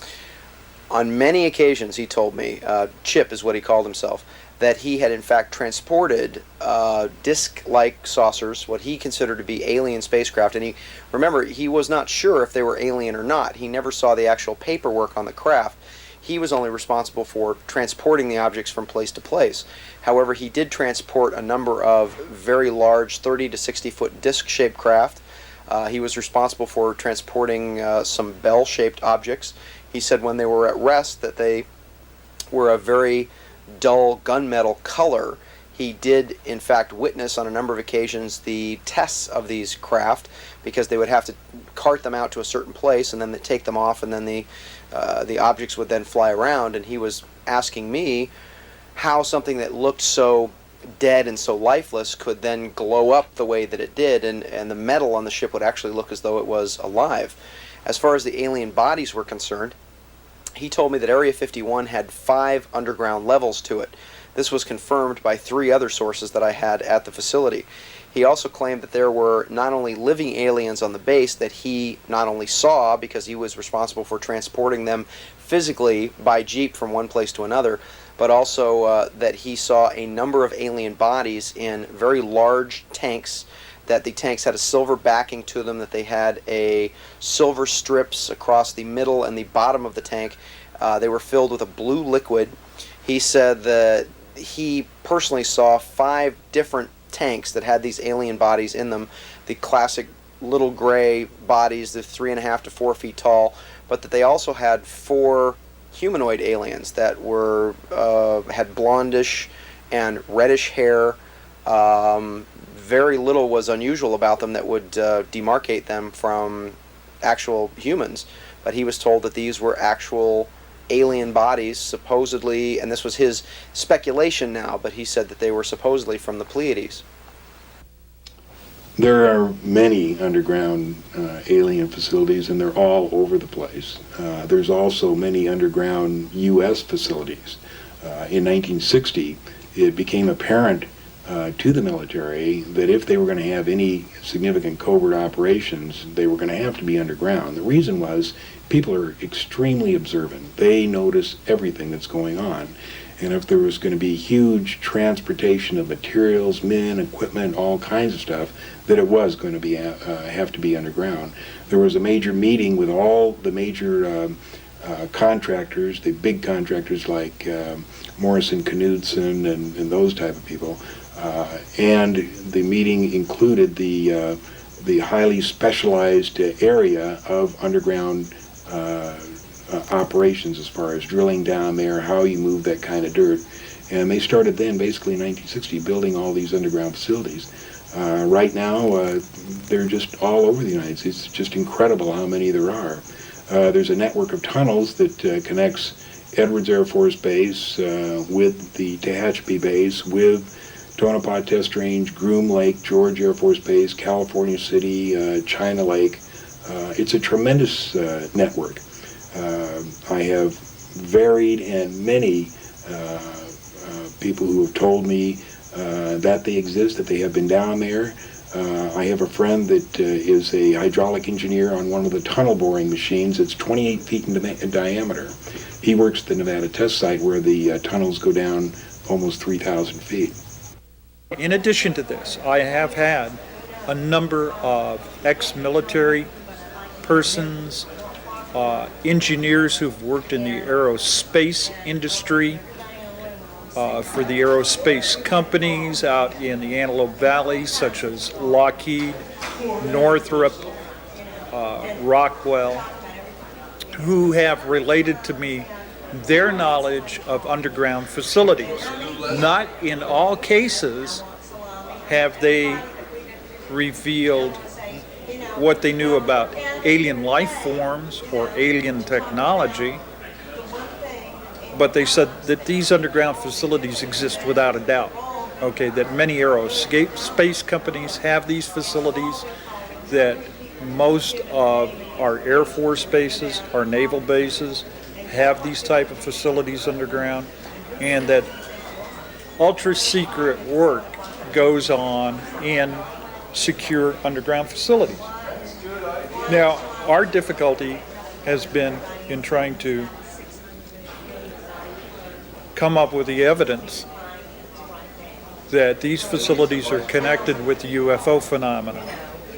So we have had to approach this not only from the viewpoint of listening to testimony, but keeping some of these facilities under surveillance so that we can take cameras up there or any means that we can to record phenomena that seem to be emanating from or associated with these facilities.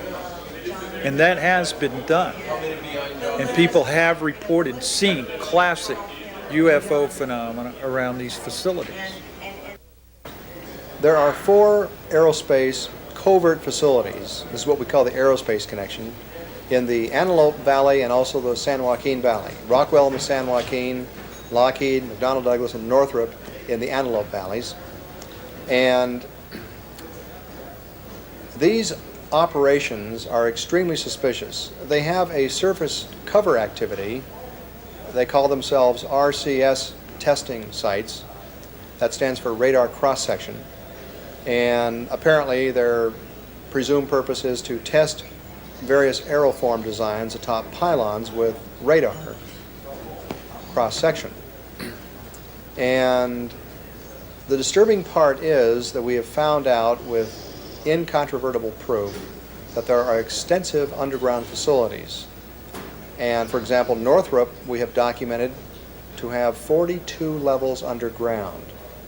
Now, if this is radar cross-section testing, which is above ground, why do they need 42 levels underground? Also, at the Lockheed facility out in Helendale, we had an investigative reporter who saw a blueprint of the building plans for that facility that he wasn't supposed to see. It showed that they had an extensive underground facility 300 feet down.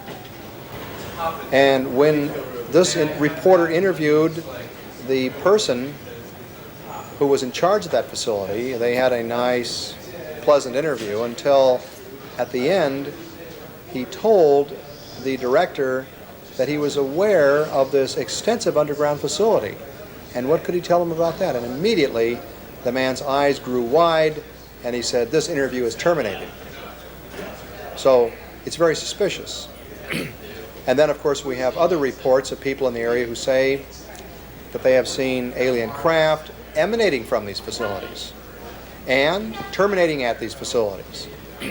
And other kinds of blue beams, strange lights in the sky, surveillance orbs the size of basketballs, medicine balls that survey the area and move in ways that we don't possess that kind of technology. In terms of the Northrop facility, which is also known as the Anthill, the construction, the underground facility was greatly enlarged in the early 80s. And what took place there was an enlargement, I understand, from 13 levels underground to 42 levels underground. And we have reports from construction workers who actually worked on the site, cement truck drivers, and at one point, Michael, cement trucks suddenly appeared on the scene 5 miles long, pouring concrete continuously 24 hours a day, 7 days a week for weeks. And we figure at 3 yards of concrete, 9 yards of concrete per truck, close to 1 million yards of concrete must have been poured underground. Also, we understand from the construction workers that 3 silos were constructed there, 3 underground silos, and we were bringing out the fact that saucers have been seen to just come screaming out of the facility as if they had had some travel distance underground. And also craft would, like helicopters, would come into the facility and just disappear into the ground. So we knew from construction reports and from visual reports outside the facility that something very suspicious in the way of silos was going on. Norio and I put together the first investigative team to actually fly over these facilities and investigate them from the air with video cameras, still camera shots. It was very exciting. And on our first flyover of the Northrop facility, we spent about an hour in the air on that trip. It was historic. You can imagine that my heart practically jumped out of my mouth when we're flying over, and the pilot, unsolicited, says to me, "By the way, there are 3 silos down there." Now, I had learned from my inside contacts that 3 silos had been constructed there. And I was looking for those silos the minute we appeared over the facility. I was intensely looking for 3 silos, didn't see any, and suddenly the pilot says to me, "What I just told you." I was shocked. I tried to contain my excitement, and I pretended to be rather casual about it, and I said, "I'm sorry, I beg your pardon, but did you say silos down there?" And he says, "Oh yes." He says, "You see those white diamonds?" And sure enough, there were 3 white diamonds. Now this pilot, you must understand, we rented the plane in the Antelope Valley, so he flies that area continuously. He has students, he's a pilot instructor. So he's flying over there all the time. He told me that on numerous occasions when he's flown over these facilities, those white diamonds, the white covering, will be gone to reveal a deep, dark hole or silo into the ground. Not only the black projects, but deep black projects program that is taking place about 10 miles south of Groom Lake. Groom Lake facility, of course, is a black projects program that is, technologically speaking, not in line with higher technology that is present 10 miles south, which is located on Papoose Lake facility. That is where a new type of propulsion system is being test flown, and again, it's my contention that some select U.S. pilots being given instructions on maneuvering these objects. We have, from all types of reports and sources, this established this one fact, is that there is some type of pumpkin seed program. This is a nickname of a new type of propulsion system using pulse detonation system.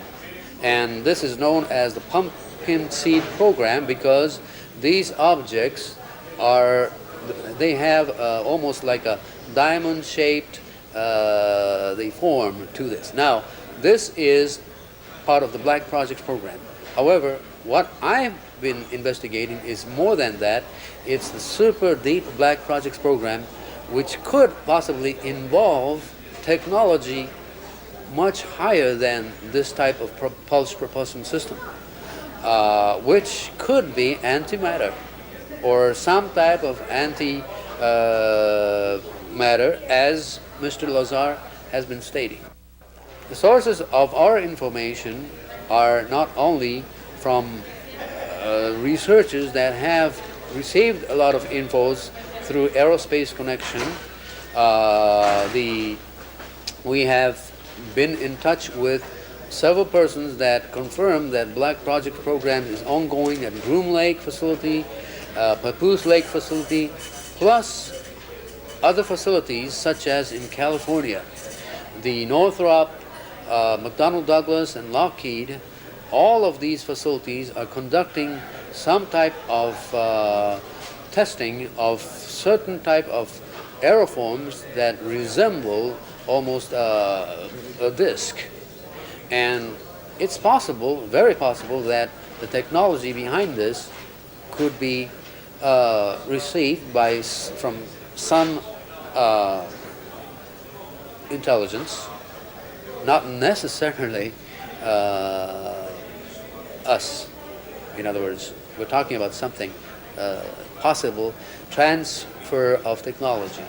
After I had, of course, got out of the service, I worked for the government, as a test pilot on various different particular aircraft. While I did that particular activity, I was asked if I would mind working on some simulators, and I thought that was a good idea, good for my future, so I did. We were then reassigned. It was just not myself, it was several other fellows like myself, engineers, that were reassigned to certain companies here in the United States on the various different simulators that they were making for the various new aircrafts that they were building. For example, the F-89, F-94, and F-102, and a group of others. We spent probably close to 3.5, 4 years just in training on simulators and just exactly, how a simulator, an actual simulator for these aircraft worked, and the new designs as they came along. After they thought that we were trained sufficiently, then we were asked to do another project, which was more or less in my field as mechanical design. That was to join metal together without glue, nuts, or any adhesives, so forth, for aircraft purposes. The indication was to make the aircraft lighter. Okay. This of course was several years going on. In the meantime, of course, security classifications were going on, as far as we were concerned, and just the individuals that were going to work on these particular projects before going to the actual facility where I had done this activity. We developed this particular process of joining this material. It took quite some time, over a period of about 4 years. And then it was indicated to us that we'd go on a special project in New Mexico, which we did. And it was about 3 or 4 years after we had gotten there that we found out that these were simulators that we would be engineers on simulators for flying discs. Those one particular project I worked on associated with that disc was several years, of course. It's very time-consuming in a translation of scientific data as provided to us by the grays, a specific type of gray. As this information was given to our scientists and various different engineers that we had no association with, but they were doing what they call a copy engineering. The copy engineering was a process where they had taken an item or a portion of the craft and they were disassembling it, writing their procedures and identifying certain things as they took it apart and how it related to from their science to our science, and could we use that. I spoke in a little lecture here a while back that no average pilot could fly a flying disc because it was so complicated and so foreign to the individual pilot that there would be no way that he'd be able to hop in one even if they gave it to him and said, here, fly this. Consequently, what we did, we took their avionics and transferred it to our science and our technology and used the avionics that we know of as far as aircraft is concerned. The basic principles in all this, as far as the avionics was concerned, was no different than a regular aircraft that we have. If you understand that, say for example, a fighter aircraft, it's much different than a flying disc. There were certain situations that we had to resolve, and basically we only looked at a couple different things because the flying disc only flies in about 3 different positions, and that is at 65 degrees, flat horizontal, and possibly vertical. But it was very difficult to fly vertical. The avionics that we developed for that was for the 65 degrees, pitch and yaw, and flat flight. Did you ever see a disc by yourself? I saw a disc from a distance. Can you describe Not it? up close. Can you describe it? If I was describing a disc for you so you'd understand what we were looking at, if you did see the Bob Lazar poster, very, very similar. This facility I was worked at is I'd say, as far as secrecy is concerned, is much tighter than possibly even Nellis here and some of the other facilities, in this country. The entrance and the locations and the scenario on say, hey guys, here this is, this is what the ship looks like. It's okay. That's what the ship looks like. As far as entering the ship, no. But that was a disc. How far away was it? Oh, I was, say, 10 or 15 feet away. Was it flying or standing on the ground? It was just sitting on the ground, on its belly. What did you feel in the moment when you saw it? What was your impression of it? I had, my impression was, as an engineer, was just great. Have you ever seen any aliens? We were introduced to grays that were associated with the project, but they were, I could say that in the time that I spent, maybe I've seen the grays a half a dozen times or more, but no more than 10 times, I think. But they were on, the reason that we saw them was actually for us to get used to being associated with them, okay? It's no different than, say, going to Africa and seeing a bunch of pygmies and, looking at those people for a while, and then, this is a little different than that, but it's the same situation where you're seeing something that's a little bit different than us sitting in this room, talking right now, with their features and their makeup and that kind of thing.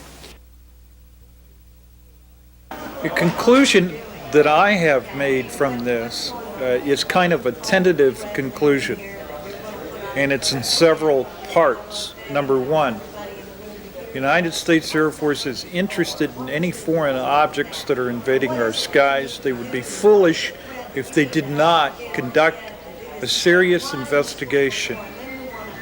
of what appears to be superior technology in order to do an estimate of the situation.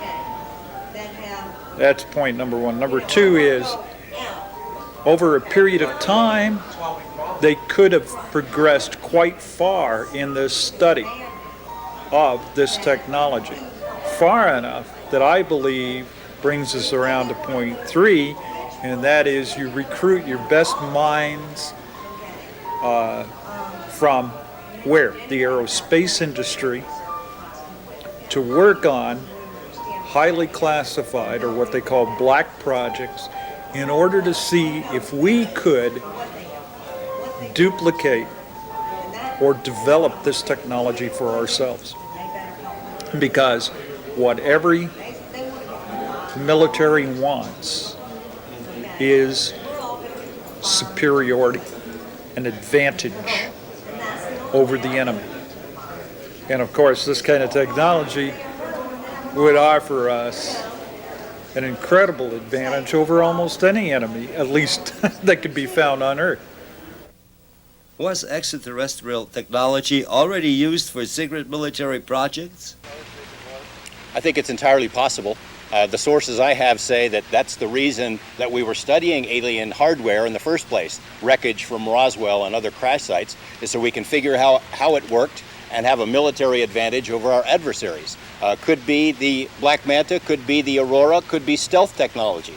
One of the things we learned in Russia is that they were studying UFOs for incorporation into their stealth program, and they also studied UFOs for incorporation into their SDI program. So if it was going on there, chances are very good that it was going on here as well.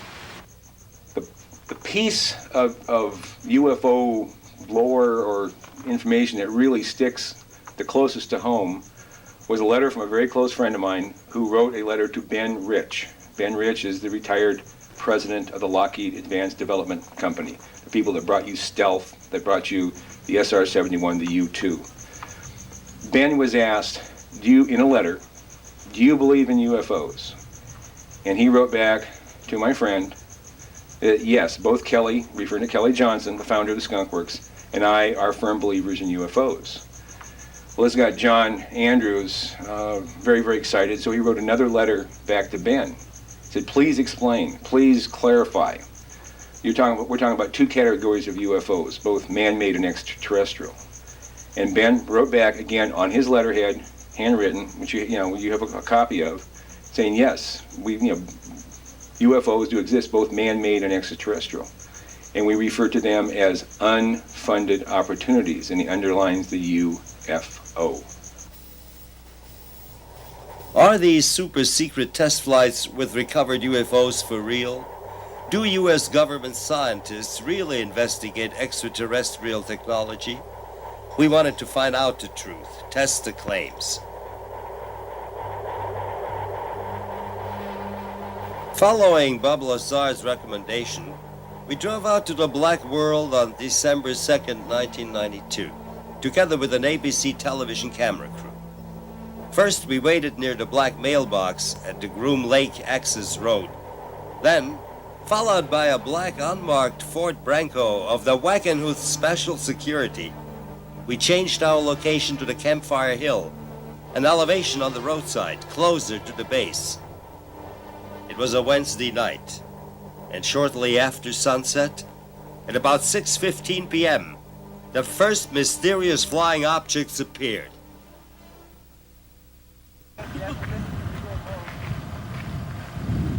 Okay, you got it?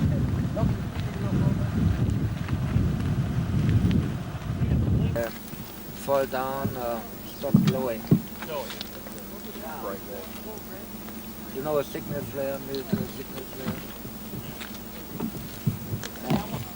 Groupie, I got it on tape. Yeah. Awesome. I don't know. There it is. Heads up, there it is. I don't know, maybe. Now it's gone.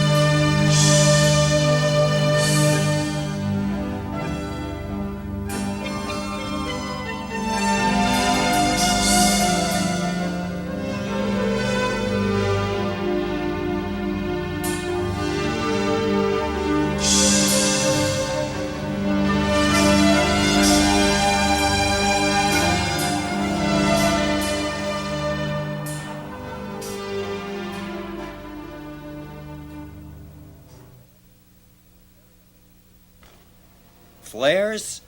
Aerial maneuvers or test flights of extraterrestrial spacecraft? One thing is sure. Their flight characteristics were more than unconventional. Our eyewitnesses were convinced. I saw, well, right over the horizon there, as most of us said so far, I saw a light come up over the horizon, probably a few degrees over the horizon, and it broke into first 2 lights, then 3 lights, and then it seemed to string them all together, kind of like a string of pearls or beads. And there seemed to be a connection as the light jumped from one position to the next. And it was kind of an orange-yellow color. And it seemed to be sort of swirling around at the same time. It wasn't a straight directional thing. It's kind of like they were going like this a little bit, you know. The first thing that was interesting we saw along this ridge out here were a series of white blinking lights that seemed to be, as we looked through binoculars, the same light or several lights that were moving real rapidly around the sky, blinking. Very unusual. All right. Yeah. The one that seems to be attracting the most attention is the one we saw out that direction that had a strange color and seemed to split. Describe that one for me. Yeah, well, it was an orangish red light that was rather intense, and it seemed to split off into different pieces at one point and come back together again. And I think that was the most interesting aspect of that. We've seen a lot of interesting things tonight. What was that they saw in the skies above Nevada? We'll try and have some answers next. A big UFO convention came to an end in Las Vegas last night, and afterwards, naturally, some of the members went out in the desert to search for UFOs. A news crew went along, too, and sure enough, it wasn't long before a mysterious, unidentified object appeared. Not too surprising, somewhere up there, you see it, because this patch of desert is right near a military test site. This looked like no aircraft lights that any of these folks had ever seen. This was a bona fide UFO sighting? I think it was, yeah. And UFO means unknown flying object, and this definitely was nothing I've ever seen before. Was it a bird? Was it a plane? Was it the Aurora, the secret plane? We don't know. More to come, I'm sure, and the Air Force is not saying anything as usual. Well, fascinating. You have a good weekend, of course, all of you. Good night, everybody.